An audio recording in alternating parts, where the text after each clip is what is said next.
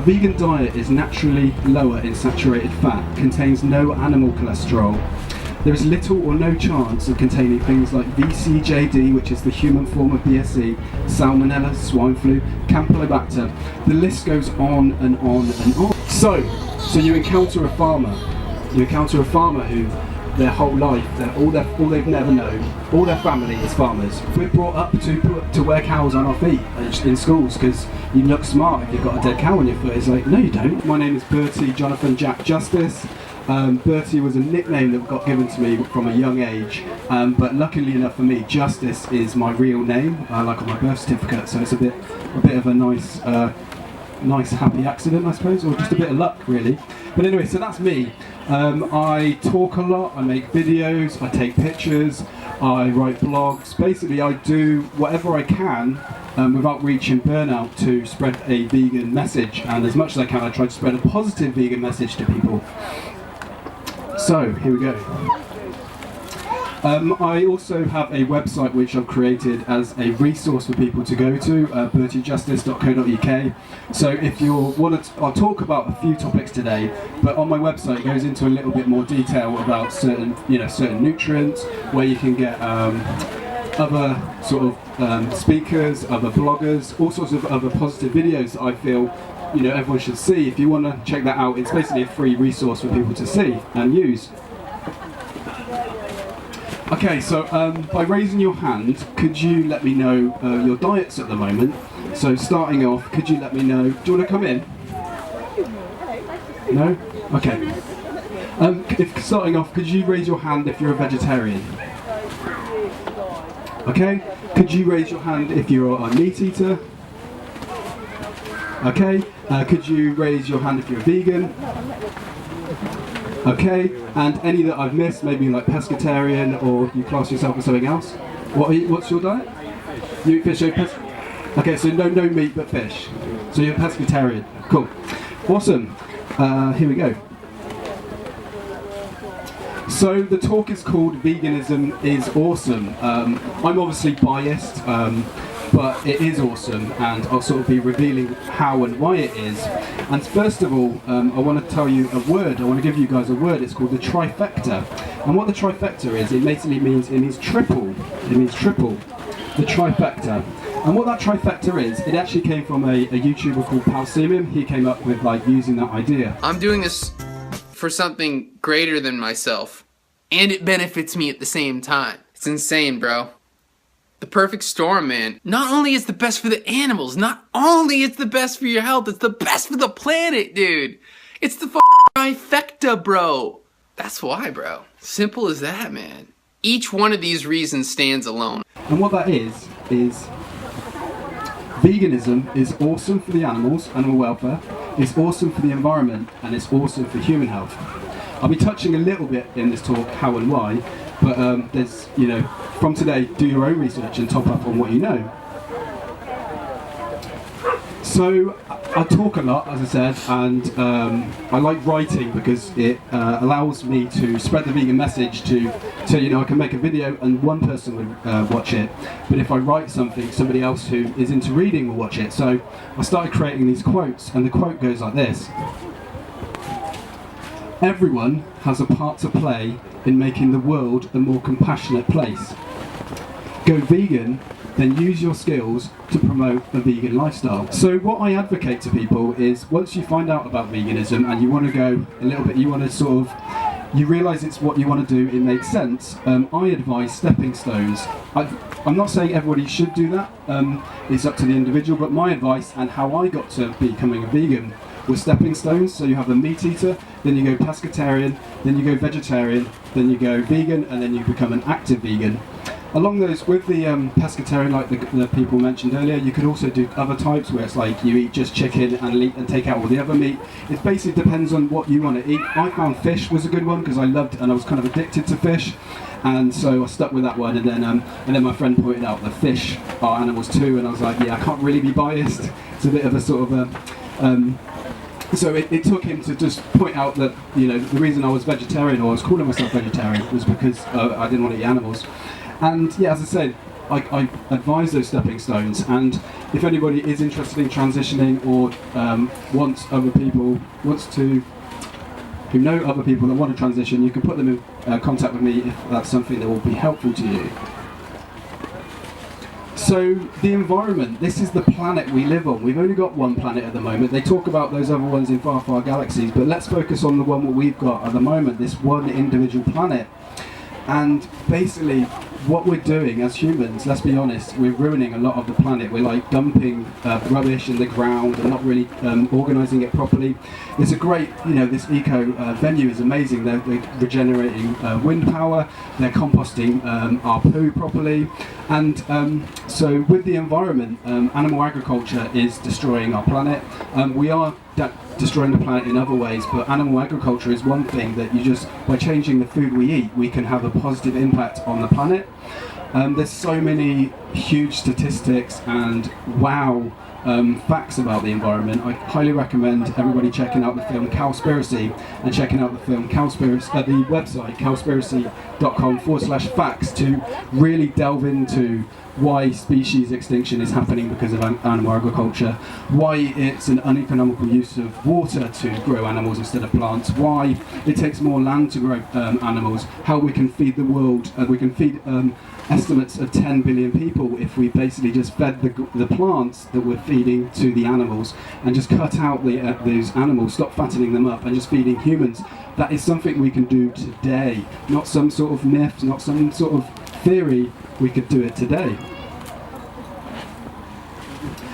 So health, we want to be healthy, we want to be healthy human beings. And with veganism, there's a lot of stigma, there's a lot of worry, there's like, what about this certain nutrient? So this chart over here is useful to buy and put in your kitchen. So when people bring up calcium, you can just basically, off the top of my head, it's nuts and fortified food have calcium. But I've only been able to learn that through learning about learning from this chart. And then you've got the B vitamins, the C vitamins, vitamin D. Every nutrient that you need is on there. And the thing to remember that there is a vegan source for every nutrient. So whenever you get into those discussions with people, whether it's protein, whether it's B12, there is a vegan source for them. So it's kind of like you can end that discussion very quickly and move on to something more positive. And the trifecta that I was talking about is to, when we're discussing about veganism, is to entail all of them. So if somebody starts talking to you about health, you have to, well, you don't have to, but my advice is you talk about the environment at the same time. You talk about, is it right or wrong to end the lives of animals when we don't need to? And you kind of like, so you're using that trifecta. It's not just about the nutrients, it's not just about the environment, it's about all three of them at the same time. On top of every nutrient being in plants, the American Dietetics Association confirmed that a well-planned vegan diet is suitable for human beings at every stage of life.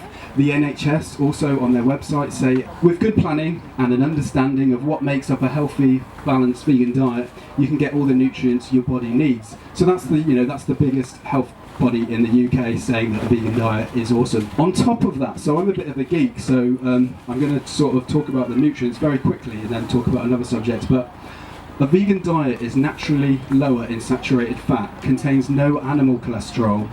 There is little or no chance of containing things like VCJD, which is the human form of BSE, Salmonella, swine flu, Campylobacter. The list goes on and on and on. So we as human beings, we have this choice. We either go and basically buy a dead animal that has the potential to have all those diseases in, or we buy the plants that have a lot lower chance of containing all those things, if any at all. So on the health side of things, there are a few vegan doctors. I say a few, there's lots of vegan doctors out there. One of them is Dr. Greger, that I recommend everybody checks out. Also Dr. Neil Bernard of the Physicians Committee for Responsible Medicine is also a awesome and inspiring vegan doctor. In the UK, we have Viva Health. So Viva had a stall here. They also have a side to their charity, which is health. So if you have any health concerns, or like I asked them about protein, sort of the more details about protein and more about the cholesterol in plants and stuff like that, just to get a bit more detail. So that if you want to find out about that, you can find out through them. So my advice to people is that I feel that vegans, from all the research that I've done and the experts that I've been to see talk, is that vegans should take a B12 supplement. You can get it through fortified foods, but I recommend a daily B12 supplement, or a B12 supplement, just to be sure. I also advise that people get a daily source of omega-3, which is the cheapest and easiest way I found, is through ground flaxseed, 2 tablespoons of that a day. And if you're female, I would recommend that you keep an eye on your iron levels. And so what does that mean? You know, I've just said those nutrients. How does that come into real life? So a B12 supplement is very cheap and easy. You just take one of those. In my case, I take it every day. It's up to you if you want to take like a weekly one. And then generally, so today I had a banana smoothie for breakfast. So that's 3 bananas, some spinach in there, 2 tablespoons of flaxseed, had some hemp, good hemp milk, and a little bit of water. And so if you're female, you just add a bit more vitamin C to that, because vitamin C helps aid your iron absorption. So straight away, first meal of the day, you've got all those nutrients in one go. So I'm pretty quick cook, so I make food that's quite easy, but I also try to make it healthy. So making a smoothie is a very quick and easy thing to do. You can also put it on with the flaxseed. You can put it on porridge and other things like that. So it sounds like it's healthy. Do you guys agree that it's healthier to be a vegan from the points that I was pointing out? But what about what can be achieved as a human being? You know, those vegans, they're a bit weak, aren't they? They can't really build muscle. Or you can't be active. You're going to be weak. You're going to be slow. It's not true. What we have in the vegan community is world record breaking vegan athletes. So Fiona Oakes is a marathon runner, which there's a London Marathon today. That seems like a huge distance for me. Not only is she a marathoner, but she runs marathons in the most extreme parts of the world. So the North Pole, the South Pole, all sorts of deserts. She's broken world records. So that's the athleticism side. Now we have the strength side. In his field, Patrick Baboumian is the world's strongest man. He lifted 555 kilograms over 10 meters on his shoulders. He eats a vegan diet. He's about my height as well. Whenever I saw pictures of him, I'm like, he must be this giant guy. But actually, you know, I'm not that tall. But he's the strongest man on the planet, my height, eats plants. That's, you know, anybody says you can't build muscle as a vegan, that's not true. Show me an example, and we can discuss it from there. So how did I become this guy that doesn't like really talking in crowds, but knows that talking in crowds will plant seeds with people, so has to I kind of persuade myself to do it. So it's much easier for me to just go home and nap, meditate, watch YouTube, but instead I like to come to these events, even though, you know, in the past I've been nervous, but basically it all started because of these words that I heard and read. So I read a book and it really made me think, and I'm going to read that quote to you now. And it goes like this: if slaughterhouses had glass walls, everybody would be vegetarian. We feel better about ourselves and better about the animals, knowing we're not contributing to their pain. And that's the word that got to me, was the word slaughterhouses, because I was thinking about it. I was like, that's weird. That's not right. That doesn't make sense. There's got to be another way, and the other way is to not be involved as much as is possible. So as I said, I talk a lot. I make videos, and I get into discussions with people because I feel that it's a way of educating them. When they go, "Where'd you get your protein from?" I'm like, "It from plants." What about B12 as a supplement? What about soy being an environmental thing? What about animal agriculture being a damaging thing to our planet? And so, as I said, I get into these discussions, and also with my family as well, because I haven't eaten meat for about 8 years, and all the time I'm trying to talk to them about the positive effects of a vegan diet. I'm trying to make them live by their own feelings about animals. They have pets and stuff like that, but they eat they stroke one and eat the other. So I have to like tell them in a way that isn't aggressive that they're being hypocrites. And so what I try to pass on to people is to be patient with our family members, to be patient with the non-vegans we meet, because I've had outbursts, I've got angry at them. It just doesn't matter. It's not helpful to get angry at them. You have to be patient and look at the long term. And if they don't get it now, just leave a DVD at the house, or lend them a book, or be like, you should watch Carnage. You should inform yourself and see the hypocrisy that we're living in the UK. And the patience thing as well is, you get a lot of questions as vegans. You get the same question over and over and over again, which is fine because people don't know.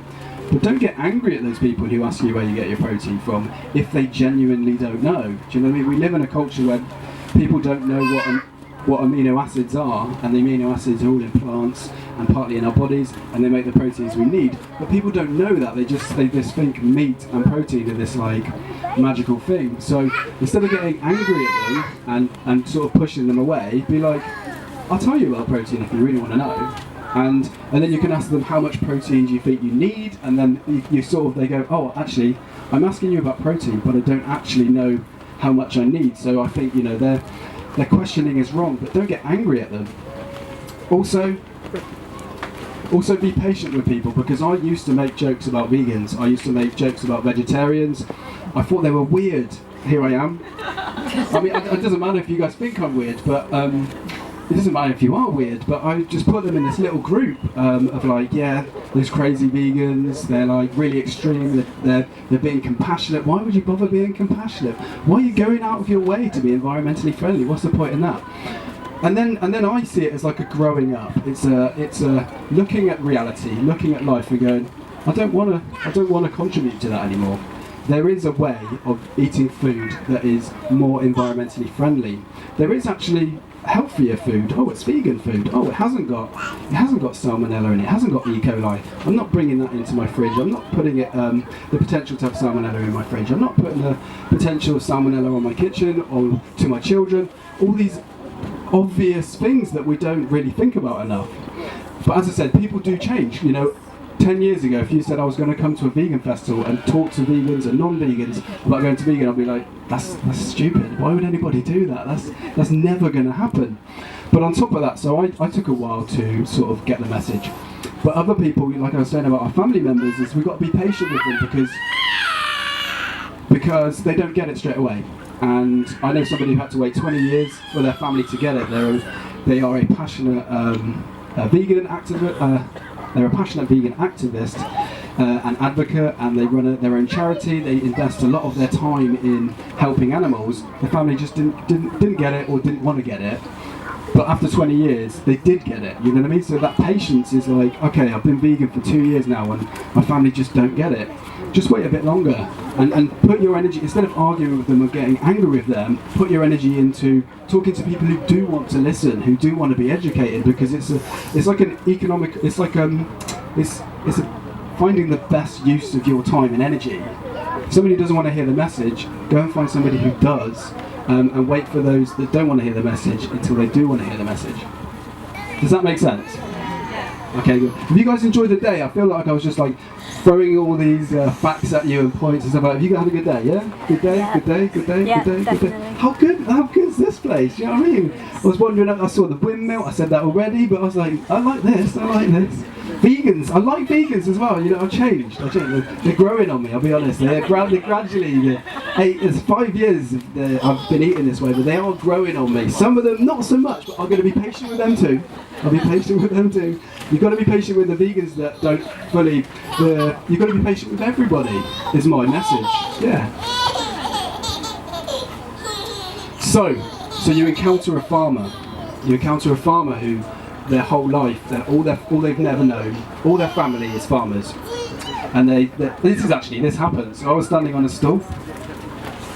Actually, yeah. This will be my stool. You've got to imagine there's some leaflets on this stool. So I'm handing leaflets to people. Have you heard about veganism? Have you heard about veganism? And this lady walked past and said, my family are farmers, I'm not going to listen. And I was like, at the time, I didn't really know how to react. So I didn't really say anything. I was like, oh, what do I say? What do I say? And now, when somebody says I'm a farmer or I've worked in a slaughterhouse, that's all I've ever known, that's what my family does, I'm like, you can make your own mind up. You're an individual. Yes, your family did have a farm. That doesn't necessarily mean you have to be a farmer. My dad's a scientist. I don't do science. I mean, I'm interested in human biology, but I don't do his science. And do you know what I mean? So what am I trying to say? People do change.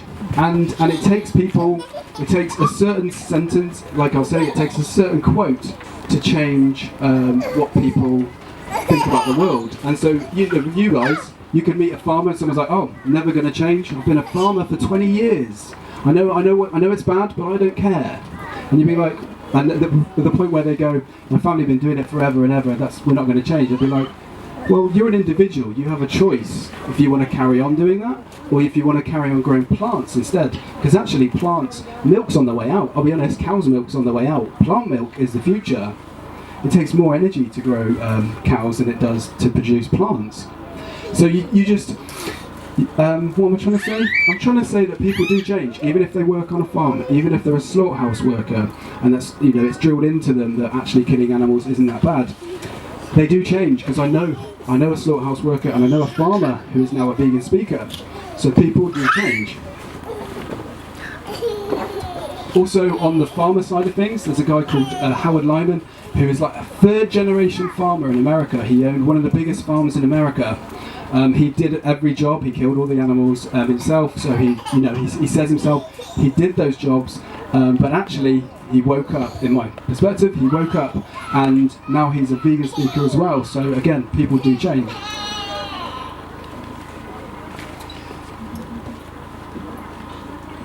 So social media is an interesting thing. You can kind of reveal, you can kind of push out a message to people, but you can also get a lot of keyboard warriors from the vegan side and the non-vegan side. So, I'm going to say this, I'm going to say that, I'm going to say this, but I wouldn't say it to your face. And it can be quite energy intensive to reply to 5 or 6 points that somebody said. What about the other animals that eat animals? What are you going to do about them, Bertie? Or some other elaborate thing that we don't really generally think about. And with social media, there's a guy called Vegan Sidekick. Have you guys heard of him? Yeah. So he basically creates these memes that go like this. Sorry, it's a bit small. But basically, this is non-vegan ethics. So basically, vegan ethics means that you treat all animals the same and try and cause the least amount of harm. Non-vegan ethics is where you roll a dice and you go, okay, that's a cat, I'm going to treat it one way. There's a pig, I'm going to treat it another way. Okay, have you guys seen the film Carnage on BBC iPlayer? Can you raise your hand if you've seen Carnage? Okay. Of those who saw it, what did you think? Great? Yeah, really good. Really good? Would you recommend it? My partner went vegetarian after seeing that film. From watching one? Yeah, from watching one. Well, and me hassling him. But, but no, at the end of it, he turned around and said, that's really made me think I'm going to try this vegetarian, and he's stuck with it. Wicked. So he almost overnight? Vegan. Yeah. As in, he watched the film and then that was it? Yeah. So I highly recommend everybody watches Carnage, but then also passes on Carnage. It's a free film on iPlayer. You should all check it out, and also recommend pass it on to people because it's set in 50 years time, in a time when nobody eats meat. So it's kind of looking back and going, were we really doing that? Why were we doing that when there's those plants that actually, when you eat a curry, it tastes really good. When you eat a Thai, it tastes really good. Banana smoothie tastes really good. When you have mangoes, fresh mangoes from the country they're grown in, or these ripe bananas that kick all these taste buds going, you're like, why would I choose meat over that, in my opinion? Also, so as I said, I try to pass on the positive vegan message to people, and what I've created is, it's called Why Veganism Video CD. It's a free download if anybody, there's only 4 or 5 copies, but it's also a free download online, all free videos that are inspiring, talk about nutrients, where you can get all your nutrients as a vegan from, what else, let's have a look. So we've got Why Vegan, so all the reasons why we should all be vegan. Complete guide to vegan food, Making the Connection, which is a really positive film, really uplifting, lots of inspiring examples of vegans, and also 2016 Exposed, which is undercover footage from UK slaughterhouses and factory farms in the UK. 2016, so it's not like some like old footage in another country. This is in the UK, so if you don't like this, then we basically should be doing what we can to stop it happening. And I'll bring it back to those stepping stones that I mentioned. So if anybody in the room is interested in going towards veganism, my advice is to go from a meat eater to a pescatarian or a chickatarian or a steakatarian, so you just leave in one type of meat. And also, as I said, if any of you guys want some help transitioning, give me a shout. I've got all the time in the world for those who want to be helped. So from a chickatarian or a pescatarian, you go to a vegetarian, from a vegetarian you go to vegan, and then from a vegan to a vegan activist. And if you decide that you want to go vegan overnight, that's up to you. That's just, I feel that transitioning is easier and more attainable for most people. And also just go at your own pace. It took me a few years. I went from a meat eater to a pescatarian for about a year. Then I went vegetarian for 2 years, and now I've been vegan for 5 years. That was my path. That's how long it took. You do what works for you, what you can manage with your lives, and go at your own pace. Because the end goal is awesome. I'm obviously biased, but it is awesome. But get there when it's right for you, when it fits with you. So I'll bring it back to the trifecta. Veganism is awesome, and the trifecta. It's awesome for animal welfare, it's awesome for the environment, and it's awesome for human health. And I'll leave you with the quote, and then we can do, if anybody has any questions, and if you have any more questions, I can wait outside, and if you have any more questions after that, you can email me, add me on Facebook, or do whatever feels comfortable for you. So, this is the quote that I kind of started with, and I'm going to finish with. I have to crouch. No, I don't have to crouch, I could just move back a bit. Everyone has a part to play in making the world a more compassionate place. Go vegan, then use your skills to promote a vegan lifestyle. I've been Berty Justice, nice to meet you.